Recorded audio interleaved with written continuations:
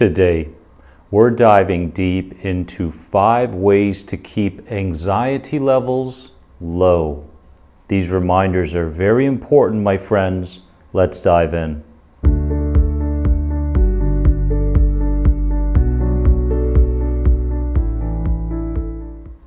My peaceful warriors, welcome to another important video. If you haven't subscribed to the channel, please do and hit the bell for all the notifications. And if you'd like to learn more specifically about the Health Anxiety Recovery Program, click here at any point in the video. Now, today's video is not life-changing. I mean, it may be for some people, right?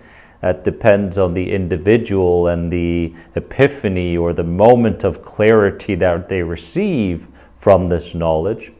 But I decided, let's keep it simple and let's dive into things that are good reminders for people out there to get them back into the path of regulating their nervous systems and finding a sense of inner peace even when there is anxiety going on, right?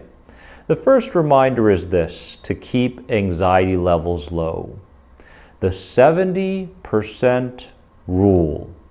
I want you to stop before exhaustion because consistency beats pushing. In what area of your life right now are you going beyond your capacity? Because when you go beyond your capacity, that is a telltale signal of danger sent from the brain to the body, and you experience these stress hormones as anxiety symptoms. So it's very important that you connect yourself to the 70% rule. I'm going to stop doing this at 70%. Is it going to feel strange? Absolutely. Is it going to feel like you're not getting the job done? Absolutely. And that's the kind of uncertainty that we want to feel and embrace if in fact we want to heal. Because if we keep doing the same things or keep doing things the same way as we used to, we're going to continue living in a state of survival. And that is not conducive to how you really want to live your life with inner peace. Second rule here is that during symptoms, I want you to remind yourself of this. This is my nervous system, my inner protector, not danger. Okay? And often a simple reminder like that can really take us away from going down fear-centered rabbit holes. You know those rabbit holes, right? Because that's what your nervous system wants. It wants you to go down these rabbit holes so that you can live in a familiar state of fear.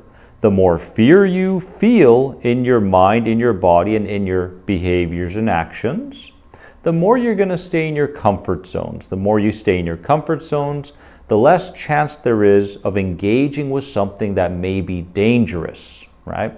So you're going about your day and symptoms pop up, or symptoms have been there all day, but just in this moment you are more consciously aware of them. Maybe you're walking a little bit faster than you normally do, going upstairs, for example, and your heart's racing or thumping. It comes into your attention, right? You're going to go, this is my nervous system, this is my inner protector, this is not danger.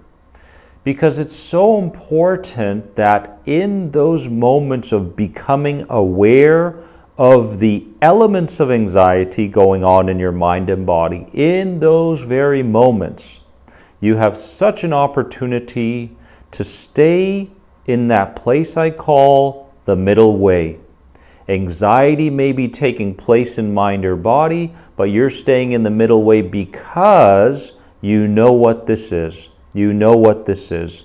You've been here for weeks, months, years, decades. You know what this is. Back to the middle way.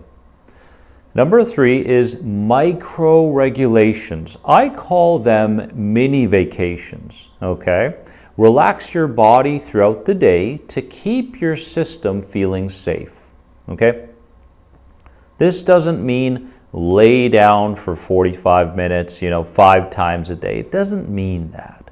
It means in the moment when you're watching TV, become aware of the tension in your legs and let them go, right? As you're driving, notice the tension in your shoulders and let them go, okay? As you're engaging in some work, notice how certain thought patterns are pulling you into more fear and survival living, and then bring yourself back to a reminder. Bring yourself back to what's around you in this very moment, right? So these kinds of micro regulations I'm talking about are not just physical. They are mental, they are emotional, they are physical, right? Emotionally, it can be find that place of emotional neutrality. Find that place. And finding emotional neutrality doesn't mean you don't have anxiety, right? The anxiousness, as I mentioned, is still going on, bubbling here, bubbling there. It's hitting you in all ways. But you, underneath all that anxiety, is feeling emotionally neutral, right? It's kind of like you're watching it all unfold in front of you. It's all happening in your body, happening in your mind and emotions. But underneath it all, you have this feeling where you are not adding to it, right? Or you are not following it. So micro regulations throughout the day are very, very crucial to continuing to send safety signals to your nervous system, right? Number 4 is your work style. Go slower than you think because rushing feeds anxiety, okay? And going slow can feel like you're forcing something in the beginning, or it feels really foreign. But in truth, you going a little bit slower is actually going at a normal speed, because anxious people want to get everything done very quickly. It's very, very pitta-like energy. You can look that up if you would like. But we want to change that work style and realize that quality is more important here. We want to slow down while we're in the grocery store. We want to slow down while we're driving. There's no rush here, even though the anxiety wants you to think that you need to rush, right? Or else you won't get to the next thing, or you have to rush, or else that thing that you're feeling will stick around for longer than you need it to or want it to, right? So anxiety can play so many tricks, right? The system can play so many different tricks mentally, emotionally, physically. So make sure that you're aware of your work style, I call it, right?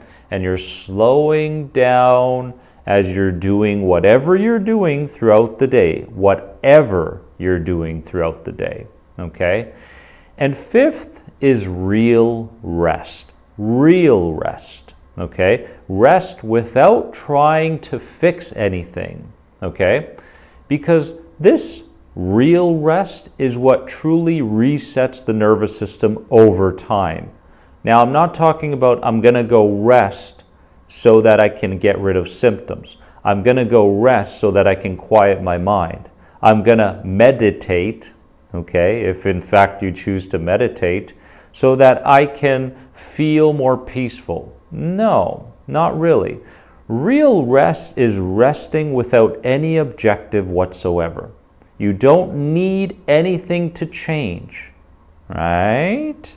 This is the key. You're doing it and you don't need anything to change. In essence, you are becoming more bored and disinterested by your symptoms, by the thoughts around fear, when you have this mindset, right? Now, you're not going to get very good at this in the beginning. Real rest takes time to master.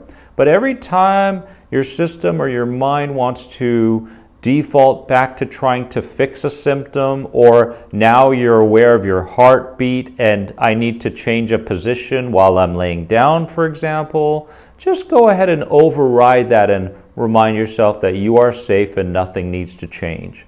You are safe and nothing needs to change right now, right? What was your biggest moment of clarity from this video? Because it really helps me going forward to teaching you these things in private sessions, which I'm doing right now on anxietyguyprograms.com, this link right here, or through my programs, right? So comment below on your biggest moment of clarity. It would help me so very much. Don't forget to subscribe to this channel, my friend. And remember that you are more than anxiety, so much more. And I hope that you're beginning to see that even when anxiety is present. I love you. I'll see you in the next one. Bye-bye.